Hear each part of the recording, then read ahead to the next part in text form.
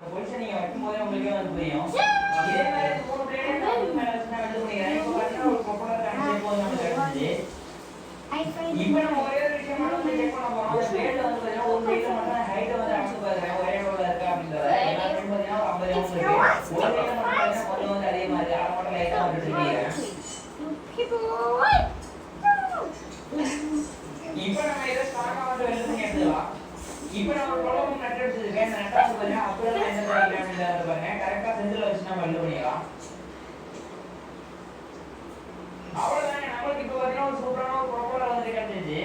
Okay friends, அடுத்தது பார்த்தீங்கன்னா தண்ணி அடிக்கிற மோட்டர்ல இருக்கக்கூடிய பம்ப் யூனிட் இருக்கு பார்த்தீங்களா, இதை மட்டும் வந்து எடுத்து வச்சிருக்கேன். இது நம்மளுக்கு எந்த வகையில் யூஸ் ஆக போகுது அப்படின்னு நான் சொல்ல பாருங்க.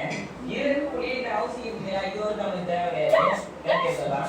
அடுத்து பார்த்தீங்கன்னா நம்மளுக்கு இம்பலர் இருக்கு. இம்பலரே வந்து கேட்கலாங்க. இங்கே என்ன இருக்கு அப்படின்னா நமக்கு வாட்டர் சீல் இருக்கு. இது வந்து கார்பன் சீல், உள்ள இருக்கிறது செராமிக் சீல்.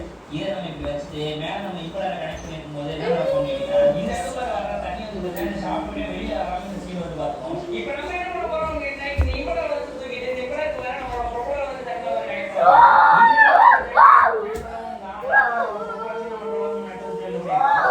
ஓகே ஃப்ரெண்ட்ஸ், அடுத்த பார்த்தீங்கன்னா 2500